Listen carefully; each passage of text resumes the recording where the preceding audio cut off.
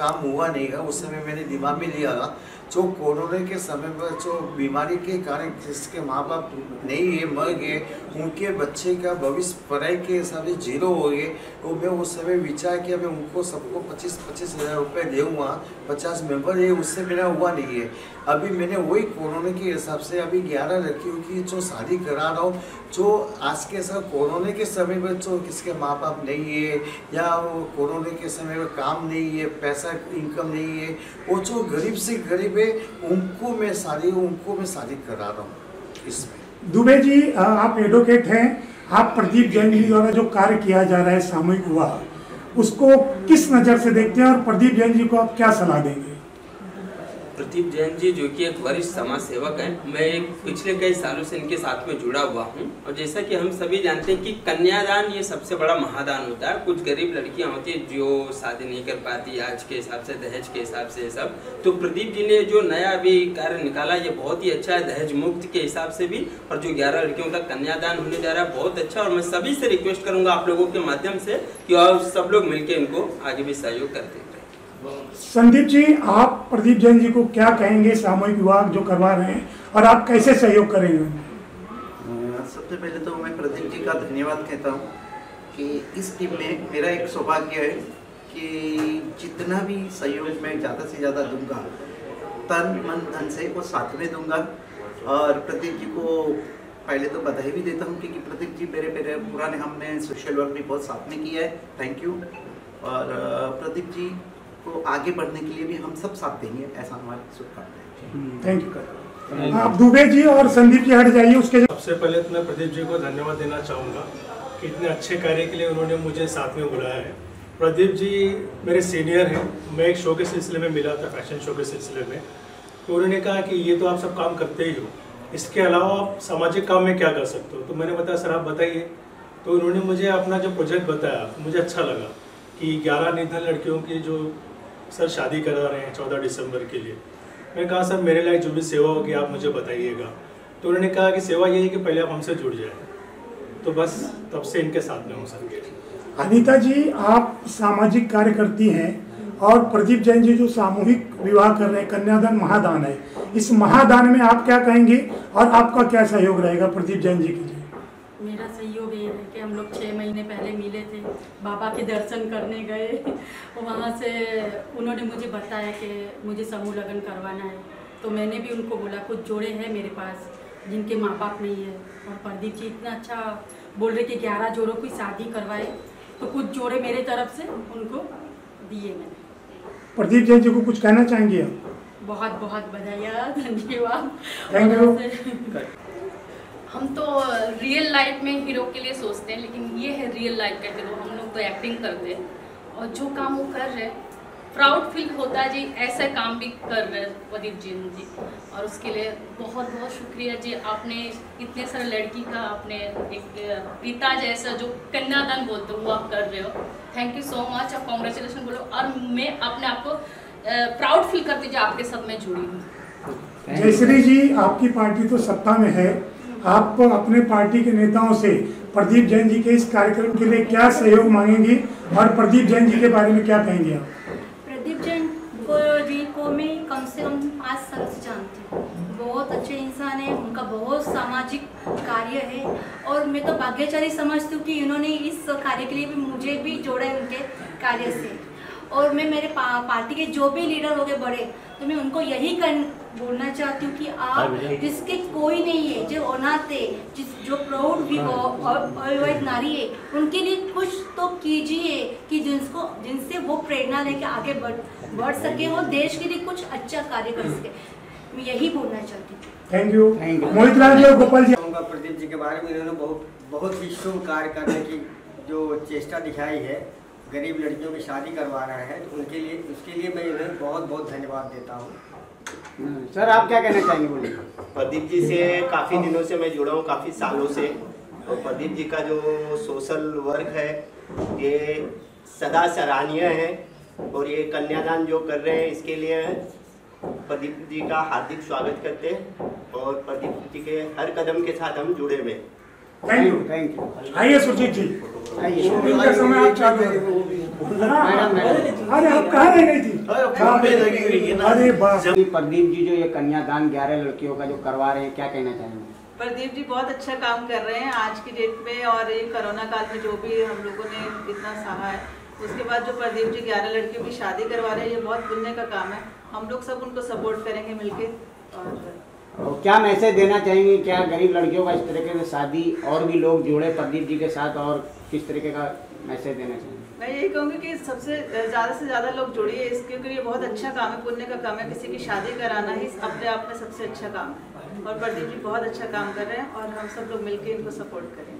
प्रदीप जी, आपसे मेरा एक सवाल है, 11 लड़की का पुण्य दान करा रहे हैं आप, कन्यादान, तो क्यों 11 लड़की का करा रहे हो आप? क्योंकि मैं फर्स्ट टाइम करा रहा हूँ। मैं कभी भी जो भी काम करूँ समाज सेवा के हिसाब से मैं नीचे से ऊपर जाऊँगा, ऊपर से नीचे नहीं जाना नहीं है मुझे।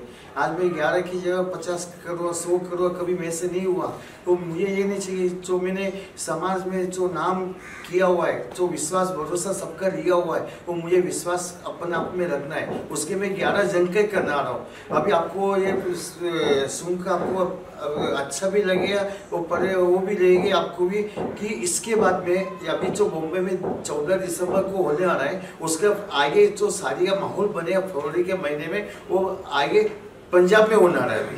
तो ऐसा हमने ये विचार किया हुआ, हमने सब कमेटी वाले ने, कि हम मुंबई में नहीं, मुंबई के बाहर भी जाकर वहाँ पे 11 जन का ही शादी करानी है, क्योंकि इसमें समय देना, पैसा रुपया सब कुछ फंड सब कुछ आना चाहिए। हमारे में इतना कैपेसिटी इतना नहीं है कि हम कुछ ना कुछ करें, हमको नीचे से ऊपर आना है, ऊपर बस इतना ही वर्क करना है। क्यों माइंड में कैसे आया ये चीज़ आपके?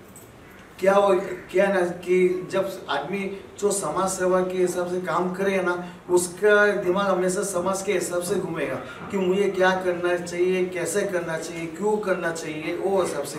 कैसे आज आदमी जो कमाने जा रहा है, जो कंपनी खोल रहा है, वो कंपनी खोलने के ऊपर उसको मालूम है कि उसको प्रोजेक्ट बनाएगा कि मुझे कैसे पैसा कमाना है, क्या से इनकम आएगी, कैसे आएगी। वैसे मैंने ये समाज के हिसाब से किया हुआ है। ये मैंने जो काम किया हुआ है आज के 20 साल में, अभी किसने किया नहीं हुआ, अकेला 100 किया हुआ मैंने। बच्चों की बात करो, अनाथ बच्चों की जो भी है, मैंने सब कुछ किया है। मैं सामने कभी ऐसा बोलने के ऊपर जाने वाला नहीं हूँ। सर, आपसे एक सवाल है, एक कन्या पे आपने कितना खर्च कर रहे हो? अभी ये बजट जो सॉरी उसके लिए अभी कुछ मुझे मालूम नहीं है। ये वो जो भी है वो ऊपर मेरा साईं बाबा है, साईं बाबा जो करेगा जो बोलेगा वैसे मैं करने आ रहा हूँ। अच्छा, ये 11 लड़कियाँ कहाँ की है? ये सब कहाँ से हैं ये 11 लड़कियाँ? ये है बॉम्बे की है वैसे, वो वैसे मैं वो कोशिश कर रहा हूँ कि बॉम्बे के बाहर से भी आए, वो उनकी है, पर उनको आना चाहिए, वो आएंगे। ये उसके पहले मैं उनका सर्वे करूँगा।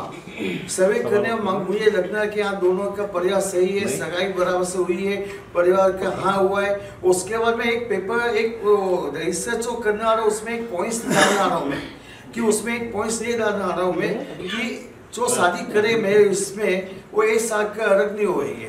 दूसरा पॉइंट से अगर उनके बच्चे पैदा होएंगे, उसका जिम्मेदारी मेरी नहीं होगी, उसके ऊपर पुलिस केस किया जाएगा वैसे।